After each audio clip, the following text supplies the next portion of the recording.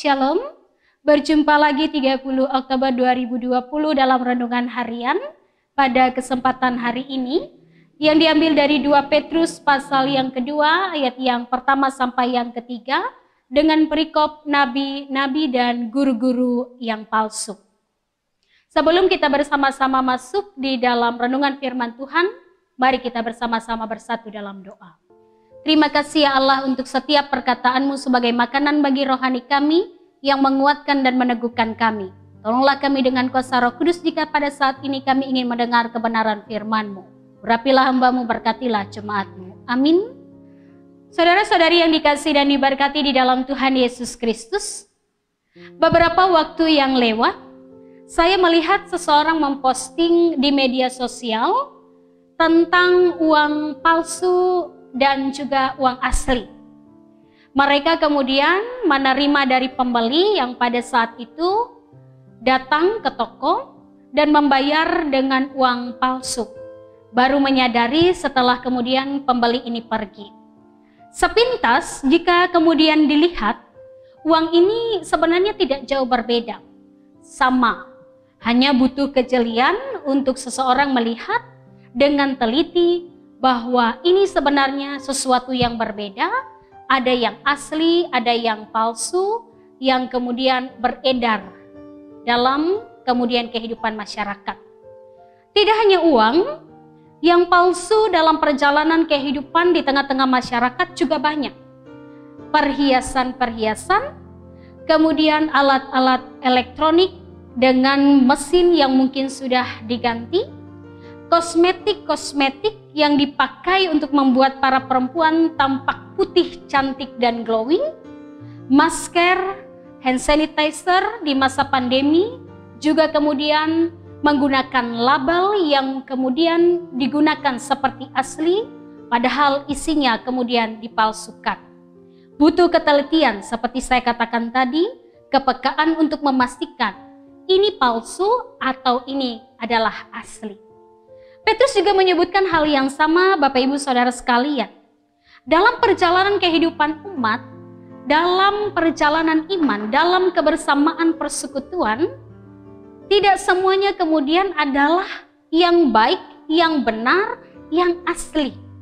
Tetapi dalam perjalanan umat dari dulu sampai kini, tetap kemudian ada yang menyusup, dan ini adalah nabi-nabi palsu dan juga guru-guru palsu. Dan juga ketika Petrus menyampaikan suratnya yang kedua dikatakan, dalam kepemimpinan gereja pun ada banyak guru-guru palsu yang menyusup, yang tampak seperti kemudian mewartakan Injil, tapi sebenarnya kemudian mereka tidaklah demikian. Menggunakan kesempatan untuk kemudian kepentingan mereka pribadi.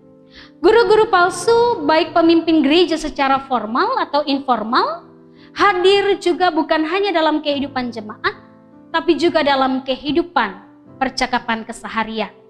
Lalu bagaimana cara untuk kemudian mengetahui mana yang asli dan mana yang palsu? Mari kita melihat firman Tuhan 2 Petrus pasal yang kedua ayat yang pertama sampai yang ketiga.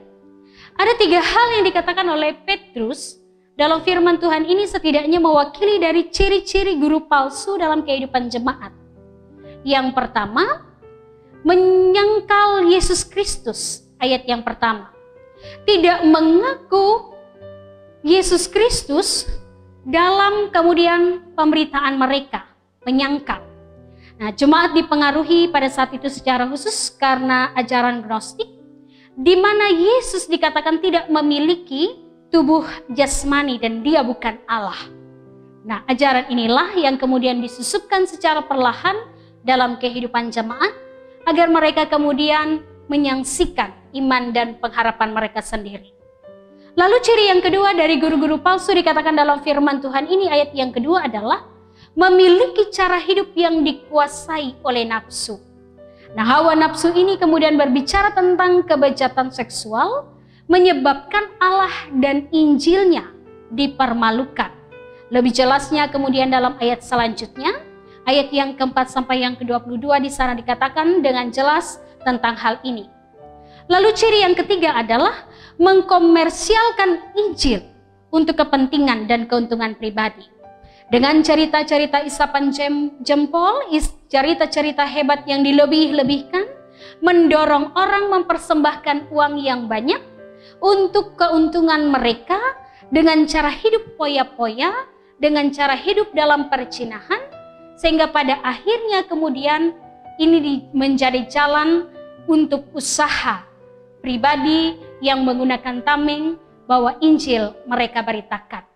Dan Petrus mengatakan dengan jelas tentang hal tersebut dalam ayat yang ketiga secara utuh dalam ayat yang pertama sampai yang ke-22 dari 2 Petrus pasal yang ke-22.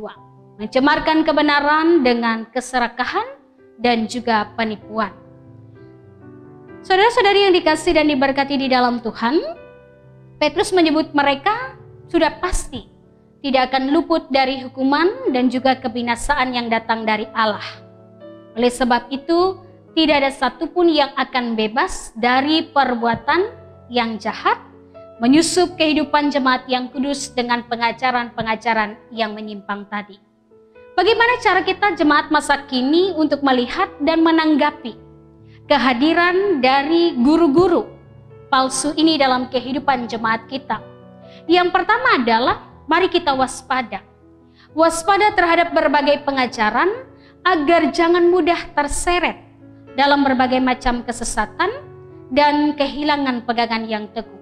Kalau kita waspada dengan segala pengajaran, kita pasti tidak mungkin mudah diombang-ambing oleh berbagai macam pengajaran-pengajaran.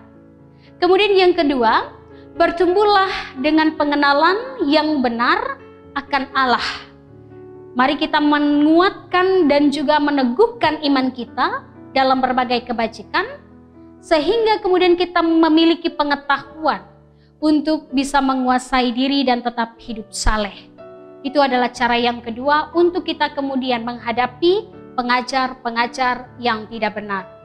Kemudian yang ketiga, umat Tuhan diajak untuk tetap senantiasa melihat bahwa nubuatan itu dalam kitab suci tidaklah boleh ditafsirkan menurut kehendak sendiri, tapi oleh dorongan kuasa Roh Kudus sehingga orang bisa berbicara atas nama Allah.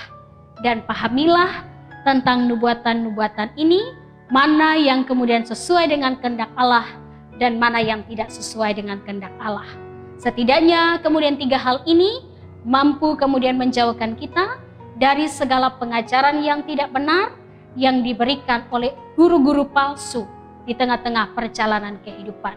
Mengatasnamakan Injil, pada faktanya mereka sebenarnya mencari keuntungan pribadi dari apa yang ingin disampaikan. Kiranya kita peka dalam melihat mana yang palsu, mana yang asli.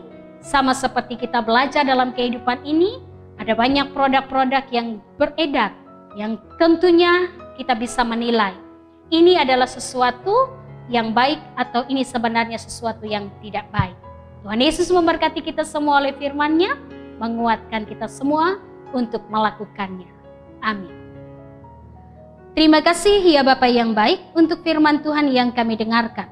Tolonglah kami melakukannya dalam kehidupan ini agar kami mampu senantiasa hidup menuju kepenuhan dalam Kristus Yesus. Berkati kami sebagai umat Tuhan agar kami setia melakukannya dalam kehidupan dan keseharian kami. Kami mampu bekerja, kami mampu menyelesaikan persoalan, kami mampu merancang senantiasa rencana kami dengan tetap melibatkan Tuhan di dalamnya. Sehingga di dalamnya ya Tuhan kami tetap bertumbuh menuju kepenuhan di dalam Kristus, menjadi jemaat yang terus senantiasa mengandalkan Engkau dalam perjalanan hidup ini. Dalam doa ini kami serahkan pula perjuangan kami di masa pandemi, jadikan kami tetap sehat dan kuat, mampu melewati masa pandemi ini dengan berpengharapan kepada Tuhan. Kami menitip dalam doa kami ya Tuhan saudara-saudara kami yang terdampak secara langsung oleh COVID-19, Tuhan memulihkan menyembuhkan mereka sehingga di masa karantina tetap menerima anugerah Allah.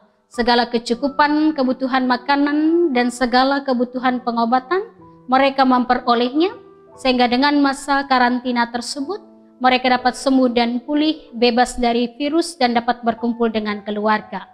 Teguhkan dan kuatkan keluarga yang juga berjuang agar mereka tetap menjadi pendukung, penyemangat pendamping yang setia dalam menjalani kehidupan di waktu baik dan buruk di tengah-tengah perjalanan iman dan pengharapan. Demikian kami serahkan dalam doa ini, kami tetap mempercayakan tiap medis tim gugus tugas yang terus melayani dengan baik, biarlah mereka juga tetap senantiasa dipakai secara sempurna dalam kuasa dan pemeliharaan Tuhan. Terima kasih untuk firman ini, mampukan kami melakukannya dengan pertolongan Tuhan. Di dalam nama Yesus Kristus kami berdoa dan memohon. Amin.